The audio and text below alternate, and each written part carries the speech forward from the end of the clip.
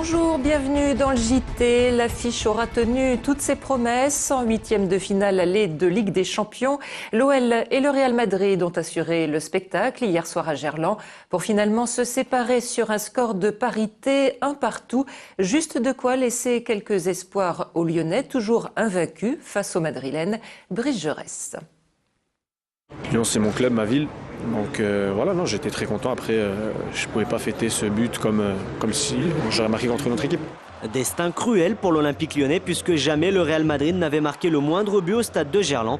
Et il a fallu que ce soit un ancien Gone qui rompe cette statistique. Malgré tout, grâce à l'égalisation de Bafé Gomis en fin de match, l'OL limite la casse et reste optimiste pour la qualification. On savait que jouer contre une équipe comme ça, c'est pas évident, mais on voit qu'à ces moments, on lâche rien. On est content d'être revenu au score.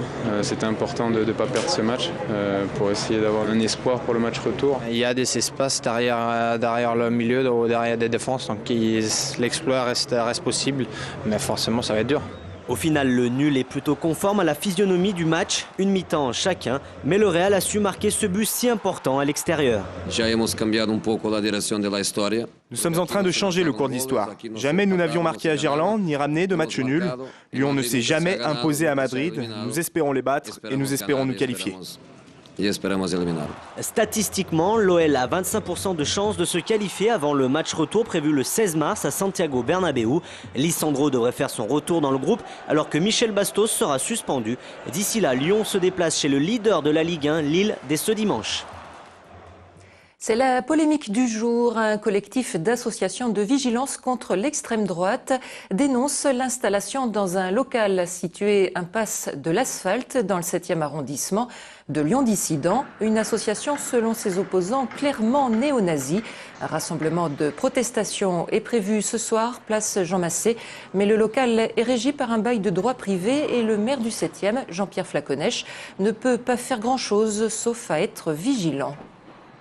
On nous parlait de soirées, de concerts avec le salut nazi et le Heil Hitler, enfin bref, autant de choses qui ne laissent pas beaucoup de doutes quant à la proximité idéologique. En tant que maire d'arrondissement, je n'ai pas ce type de pouvoir. Par contre, le maire de Lyon peut agir dans le cadre justement de la perspective de troubles au niveau de l'opinion publique, mais en première ligne sur ce type de questions, me semble-t-il, c'est également la préfecture. Agression homophobe ce week-end dans le 1er arrondissement de Lyon. Les faits sont rapportés aujourd'hui par nos confrères de 20 minutes. Tôt dimanche matin, un couple d'hommes a été passé à tabac et insulté au pied même de son immeuble par 4 hommes, parmi lesquels se trouvait un des voisins du couple.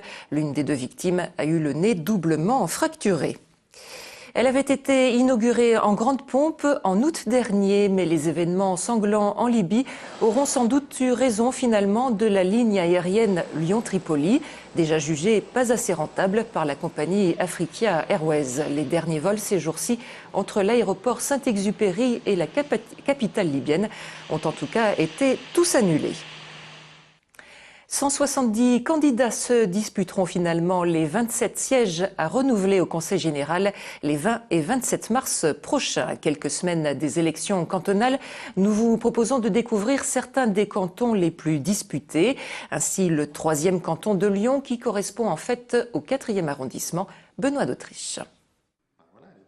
Conseiller général sortant et candidat à sa propre succession, Dominique Bollier entend poursuivre son action dans le 3e canton, avec l'éducation comme cheval de bataille et son mandat de maire du 4e comme moyen d'action. Les compétences du Conseil général doivent s'appuyer totalement sur les politiques publiques menées par la commune. Les 27 candidats socialistes portent les mêmes propositions, le même projet et souhaitent en discuter avec les électeurs de leur canton. Face au PS, l'UMP, représentée par Marie Guyon, joue elle aussi la carte de la continuité, mais celle de la majorité départementale cette fois-ci. Au programme, pas de hausse d'impôts et plus d'informations pour les citoyens. Le bilan de M. Bollier est bon parce que c'est le bilan de la majorité départementale, donc il est forcément bon, ça ne suffit pas. Et M. Bollier, qui est à la fois maire et conseiller général, ne peut pas tout faire. Moi, habitant de la Croix-Rousse, je n'ai jamais reçu une lettre d'information de mon conseil général. Europe Écologie a aussi une carte à jouer en mettant l'accent sur la petite enfance et l'éducation. Les Verts veulent confirmer leurs bons résultats aux dernières élections régionales et faire basculer le département à gauche. La réalité du canton, c'est 25 à 30% d'habitants qui souhaitent que les solutions écologistes soient mises en œuvre. Il n'y aura pas de nouvelle majorité progressiste sans la mobilisation des écologistes. 4 autres candidats se présentent à la Croix-Rousse. Christelle Madeleine sous l'étiquette d'Hiver Droite, Aline Guittard pour le Front de Gauche, André Laurent pour le Front National et Véronique Maréchal pour la Gauche Alternative. Enfin, direction le planétarium de Vaux-en-Velin où se déroule actuellement Ouf d'Astro, la Biennale du ciel et de l'espace, jusqu'à dimanche soir. Conférences, expositions et projections de films, notamment sur les trous noirs, vous permettront de mieux comprendre l'univers qui nous entoure. Et c'est la fin de cette édition. Vos rendez-vous sur TLM, 18h40 la quotidienne, 20h Lyon Décideur et bien sûr l'info avec dès 17h le 3 minutes chrono. Très bon après-midi sur TLM.